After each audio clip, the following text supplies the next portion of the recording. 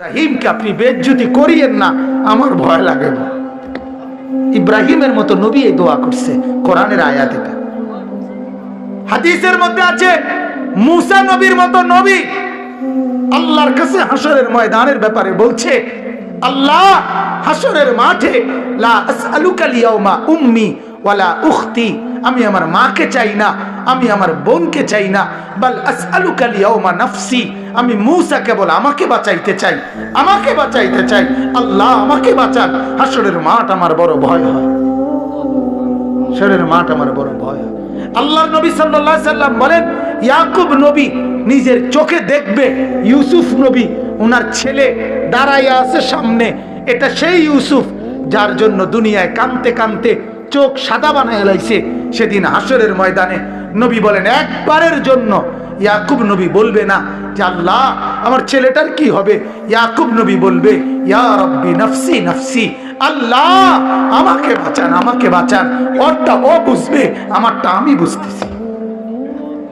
এটারে হাসরের মাঠ বলে। বাঁচান এই মুসলমান, আল্লাহর নবী সাল্লাল্লাহু আলাইহি ওয়াসাল্লাম হাসরের ময়দানের ব্যাপারে এতটা নবীজি নিজেও চিন্তা করতেন। আপনারা সবাই শুনছেন, জানেন, 5 ওয়াক্ত নামাজের পরে ওলামায়ে কেরাম থেকে জিজ্ঞেস করে দেখেন, 5 ওয়াক্ত নামাজের পরে নবীজি নিজে যার হাসরের আখিরাতের মর্যাদার কোনো সীমা পরিসীমা নাই, সেই নবী 5 ওয়াক্ত নামাজের পরে যে কতগুলো দোয়া করতেন, এর মধ্যে একটা দোয়া, নবীজির একটা দোয়া ছিল এটা, আল্লাহুম্মা হাসিবিনি হিসাবান ইয়াসীরা, আল্লাহ এই বন্ধু আমি আপনার, আমারও বড় ভয় লাগে, আমার হিসাবটা সহজ করে দিয়ে। নবীজি বলছেন এই কথা। অথচ নবীকে আল্লাহ বলছে, ওয়ালাল আখিরাতু খায়রুল লাকা মিনাল উলা, বন্ধু দুনিয়াতে আপনাকে যা দিলাম, আখিরাতে যা দেব, এই দুনিয়ার গুলোর চাইতে ওইগুলো অনেক বেশি উত্তম, অনেক বেশি দামি। এরপরও নবী বলে, আল্লাহ আমার ভয় হয় আমার হিসাব যেন সহজ হয়। অথচ আখিরাতে ওনার মর্যাদার কোনো সীমা পরিসীমা নাই। আল্লাহ তাআলা হাদিসে কুদসিতে বলছে, বন্ধু হাসরের মাঠ আমি আপনার মাঝে আর আমার মাঝে ভাগ করে নেব, কাসামতুল কিয়ামাতা বাইনি ওয়া বাইনাক, আমার মাঝে আর আপনার মাঝে কিয়ামতের দিনটাকে আমি ভাগ করব। আনা মালিকু ইয়াউমিদ্দিন আনতা সাহিবু ইয়াউমিদ্দিন, আমি হব কিয়ামতের দিনের মালিক, আপনি হবেন কিয়ামতের দিনের বাদশা। আপনি বলবেন আমি শুনবো, আপনি সুপারিশ করবেন আমি গ্রহণ করব, আপনি চাইবেন আমি দিতে থাকব, আপনার হাতে আমার ইজ্জতের পতাকা দেব, আপনার জন্য আমার আরশের নিচে মাকামে মাহমুদের আলাদা জায়গা দেব, আপনার জন্য জান্নাতের দরজা প্রথম খোলার উদ্বোধনের অধিকার আপনাকে দেব। এত মর্যাদার পরেও নবী বলতেন, আল্লাহ তবুও ভয় হয়, হিসাবটা সহজ করেন।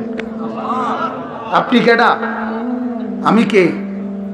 বলেন এই মুসলমান, বলেন সেজদা নাই ঘরের মধ্যে গত 1 বছর 2 বছর আপনার উপযুক্ত ছেলেটা কোনোদিন ফজরের নামাজ পড়ে না, মেয়েটা ফজরের নামাজ পড়ে না, বিবি পর্দা করে না, মেয়ে পর্দা করে না, ঘরের মধ্যে আজ 20 বছর টানা রঙিন টেলিভিশন চলে, নর্তকী নাচে গায় ফুর্তি করে, গানের আওয়াজে বাদ্যে পুরা ঘর জমজমাট, এত নাফরমানির অবস্থায় এই হালাত নিয়ে কবরে গিয়া সুপারিশ কেমনে মিলবে দোস্ত? আখিরাতে নবীজির সামনে দাঁড়াবেন কিভাবে? আল্লাহর নবী তো বলবে, উম্মত এভাবে বেজ্জতি করলি কেন? 23 বছরে তোর আমার তায়েফের রক্তের কথা মনে নাই, আমার দামদাম শহীদের কথা মনে নাই, আমি 14 দিন পেটে পাথর বাঁধছিলাম ক্ষুধার কষ্টে, একথা কি মনে নাই? আমি 3 মাস চুলায় আগুন জ্বলে নাই, একথা কি উম্মত মনে নাই? আমার এত কষ্ট এত মেহনতকে এইভাবে নাফরমানি করে আমাকে তুচ্ছ তাচ্ছিল্য করিলি, আমার দিনকে অপমানিত করিলি, আজ কেন বলবো, আজ কিভাবে বলবো আমি মাওলার কাছে? বল উম্মত। কোরআনুল কারীমের সূরা নিসার মধ্যে আছে, ওয়াজিনা বিকা আলা হাউলাই শাহীদা। আল্লাহ নবীকে বলছে, বন্ধু হাসরের দিন আমি আপনার হাতে আপনার উম্মতের আমলনামা তুলে দেব, আপনি পড়বেন, আপনি শোনাবেন, আপনি হিসাব করবেন, আপনি বলবেন, এরপরে আমি ফয়সালা দেব, আপনি সায়া সায়া কইবেন। তাফসীরে আল্লাহর কসম এই কথা স্পষ্ট আছে। হযরত আব্দুল্লাহ ইবনে মাসউদ বলে, যেদিন নবীর সামনে এই আয়াত, এ ওয়াজিনা বিকা আলা হাউলাই শাহীদা, সূরা নিসার এই আয়াত যেদিন পড়লাম, সেদিন হযরত আব্দুল্লাহ বলে, নবীজি অঝরে চোখের পানি ফেলে কাঁদছে আর এ কথা বলছে, উম্মত যদি পৃষ্ঠার পর পৃষ্ঠা গুনাহ আর নাফরমানি দেখি, আমি মাওলার সামনে পড়বো কেমনে, শোনাবো কেমনে, আল্লাহর কাছে বলবো কেমনে? এত বেইজ্জতি করলে উম্মত আমি হাসরে মুখ দেখাবো কেমনে? আল্লাহ আমাদেরকে বুঝার তৌফিক দান করুন। অতএব আল্লাহ তাআলা বললেন যে এই ফিকির করে আখিরাতের ভয়, তো আল্লাহ তাআলা বলেন সে বিবেকবান। বলেন আলহামদুলিল্লাহ, বলেন আলহামদুলিল্লাহ। অতএব মুহতারাম হাজিরিন, এই ফিকির করা চাই, এই ফিকির করা চাই। আল্লাহকে দিবা নিশি ডাকবো তো ইনশাআল্লাহ, ডাকবো তো ইনশাআল্লাহ। রাসূলুল্লাহ সাল্লাল্লাহু আলাইহি ওয়াসাল্লামকে ভালোবাসবো, মহব্বত করবো তো ইনশাআল্লাহ। শুধুমাত্র মুখে মুখে তো ইনশাআল্লাহ। কয় ভাবে? কয় ভাবে? আবার বলেন, আবার বলেন।